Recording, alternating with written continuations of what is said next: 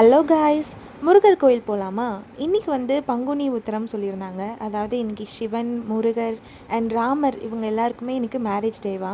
இன்றைக்கி நான் yellow colour dress choose பண்ணிட்டு போயிருந்தேன். பிகாஸ் நான் கூகுளில் சர்ச் பண்ணேன், முருகருக்கும் எல்லோ கலர் தான் ஃபேவரட்டா. அப்புறம் என் ஹாஸ்டல் பக்கத்தில் ஒரு சின்ன முருகர் கோயில் தான் போகலான்னு பிளான் பண்ணியிருந்தேன். பட் அங்கேயும் செம்ம கூட்டமாக இருந்துச்சு. சரி உள்ளே போயிட்டு எல்லா சாமியும் கும்பிடலான்னு சொல்லிட்டு எல்லா சாமியும் கும்பிட்டேன். எல்லாமே அழகாக டெக்கரேட் பண்ணியிருந்தாங்க. அண்ட் கொஞ்சம் விளக்கேற்றிட்டு உள்ளே போய் முருகரை கும்பிட்டு வந்தாச்சு. அப்புறம் வெளியில் பார்த்தா என்ன இந்த க்ரௌடில் ஸ்பேஸ் கிடைக்குமான்னு பார்த்துட்டு இருந்தேன். பட் கார்னரில் எனக்கு ஒரு ஸ்பேஸ் கிடச்சிச்சு. அங்கே போய் சேஃபாக உட்காந்துட்டு முருகர் பார்த்துட்டு இருந்தேன். சரி, மாங்கல்யம் கட்டுற வரைக்கும் வெயிட் பண்ணலாம் அப்படின்னு சொல்லி பார்த்துட்டு இருந்தேன். ஸோ தீபார்த்தனெல்லாம் காமிச்சிட்டு தென் வந்து ஃபஸ்ட்டு வந்துட்டு சிவன் அண்ட் பார்வதிக்கு வந்து மேரேஜ் பண்ணாங்க, மாங்கல்யம் வந்து கட்டினாங்க. அண்ட் வந்துட்டு முருகர் அண்ட் தேவானைக்கு செகண்டாக கட்டினாங்க. ஸோ அப்போ வந்துட்டு என்னால் சரியாக பார்க்க முடியல, நான் விசிபிளான ப்ளேஸில் உட்காந்துல. பட் செம்ம பிளெஸ்ஸிங்காக இருந்தது இன்றைக்கி டே. தென் வந்து பிரசாதம் வாங்கலாம் அப்படின்னு சொல்லிட்டு க்யூவில் நின்றுட்டு இருந்தேன். அப்போ இந்த சின்ன பையன் வந்துட்டு செம்ம டிஸ்டர்பன்ஸ் பண்ணிகிட்டு இருந்தான்.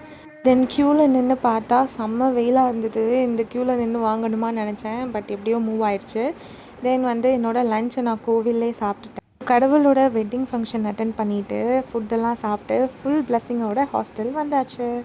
பாய்.